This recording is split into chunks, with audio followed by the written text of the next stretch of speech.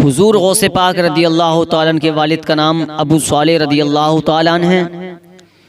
مشہور و معروف واقعہ ہے، حضور غوث پاک رضی اللہ تعالیٰ عنہ کے والد صاحب جو پانی کی نہر چل رہی تھی اس کے کنارے جا رہے تھے، ایک سیب بے کر آیا۔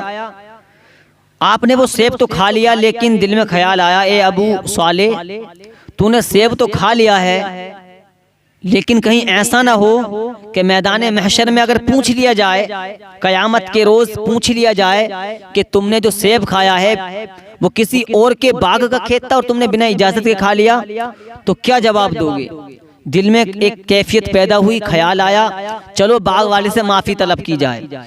اب حضرت حضور غوث اعظم رضی اللہ تعالیٰ عنہ کے والد صاحب اسی کنارے کنارے آتے رہے۔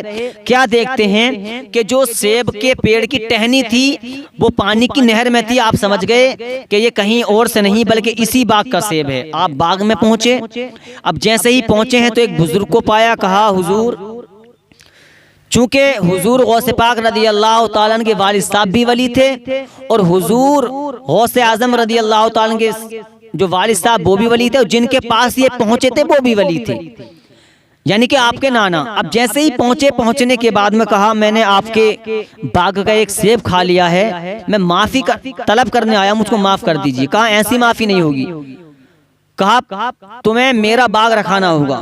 آپ نے مشہور معروف واقعہ آپ نے سنا، کئی سال آپ کے والد صاحب نے وہ کھیت وہ باغ رکھایا، یعنی اس کی خدمت کرتے رہے۔ جب وہ وقت آیا تو کہنے لگے کہ اب تو معافی مل جائے گی نا، تو ان بزرگ نے کہا ابھی معافی نہیں ملے گی، ابھی ایک شرط باقی ہے۔ کہا بتائیے وہ شرط بھی منظور ہے؟ کہا جب تک وہ شرط منظور نہیں کرو گے، وہ شرط منظور کر لو گے تو معافی ہو جائے گی۔ کہا آپ بتائیے؟ کہا میری بیٹی ہے، اس سے تمہیں نکاح کرنا پڑے گا۔ اللہ الصمد، آپ کے نانا نے کہا اس سے نکاح کرنا ہوگا۔ اللہ اکبر، آپ کے والد صاحب ابو صالح نے کہا ٹھیک ہے میں نکاح کرنے کے لیے تیار ہوں، لیکن ان بزرگ نے کہا تھا لیکن بتائیے تو صحیح کیا کیا کمیاں ہیں؟ تو انہوں نے کہا میری بیٹی کے دونوں پیر بالکل معذور ہیں، وہ دونوں پیروں سے نہیں چل سکتی ہے، دونوں ہاتھ اس کے بیکار ہیں، آنکھوں سے نہیں دیکھ سکتی، یعنی کہ آنکھوں سے نابینا ہے، وہ کانوں سے نہیں سن سکتی، اس لیے کہ وہ بہری ہے، وہ زبان سے نہیں بول سکتی اس لیے کہ وہ گونگی ہے۔ اللہ الصمد، لیکن آپ کہنے لگے مجھے منظور ہے، لیکن یہ بتاؤ معافی تو ہو جائے گی؟ کہا ہاں ٹھیک ہے معافی ہو جائے گی۔ اللہ الصمد، اب نکاح ہوتا ہے اور نکاح ہونے کے بعد میں اب جیسے ہی ابو صالح اب کمرے میں پہنچے ہیں، بی بی کے کمرے میں پہنچے ہیں، اب جیسے ہی پہنچے ہیں تو کیا دیکھتے ہیں جس کے چہرے پر نور جھل رہا ہے۔ اللہ الصمد، بڑی ہی نیک صالح وہ لڑکی موجود ہے۔ اللہ اکبر، آپ کمرے سے واپس آ گئے، آنے کے بعد میں پھر انہی بزرگ کی بارگاہ میں آئے، آنے کے بعد میں کہا آپ نے تو کہا تھا جو میری بیٹی ہے وہ دونوں آنکھوں سے اندھی ہے، وہ کانوں سے نہیں سن سکتی، وہ بالکل گونگی ہے، دونوں پیروں سے چلنا نہیں جانتی ہے، دونوں ہاتھ اس کے خراب ہیں، لیکن کہا بیٹا سنو تو صحیح، میں نے اس لیے کہا ہے میری بیٹی نے آج تک گناہ کی طرف کبھی قدم نہ بڑھایا، میری بیٹی نے کبھی گناہ کی طرف ہاتھ نہ بڑھایا، میری بیٹی نے کبھی آنکھوں کو اپنے گناہ کی طرف نہ دیکھا، میری بیٹی جو بہری ہے میں نے اس لیے کہا تھا میری بیٹی نے کسی کی چگلی نہیں سنی ہے، میری بیٹی نے کسی کی خرافات نہیں سنی ہے، اور گونگی اس لیے ہے کبھی میری بیٹی نے کسی کو برا نہ کہا۔ اللہ اکبر، یہ کون ہے ابو صالح؟ یہ ابو صالح حضرت حضور غوث پاک کے والد صاحب ہیں۔ ارے جب والدین کا یہ عالم ہے تو حضور غوث اعظم کا عالم کیا ہوگا؟ تم نے نہ سنا جب حضور غوث اعظم 4 سال 4 مہینے 4 دن کے ہوئے تو آپ کی ماں نے کہا اے عبد القادر جاؤ مدرسے جاؤ، کچھ تعلیم حاصل کر کے آؤ۔ اللہ الصمد، حضور غوث اعظم پہنچے ہیں مکتب، اب مدرسہ پہنچے، آپ کو استاد نے پڑھایا بیٹا پڑھو اعوذ باللہ من الشیطان الرجیم بسم اللہ الرحمن الرحیم، عبد القادر جیلانی حضور غوث اعظم رضی اللہ تعالیٰ عنہ نے اب جیسے ہی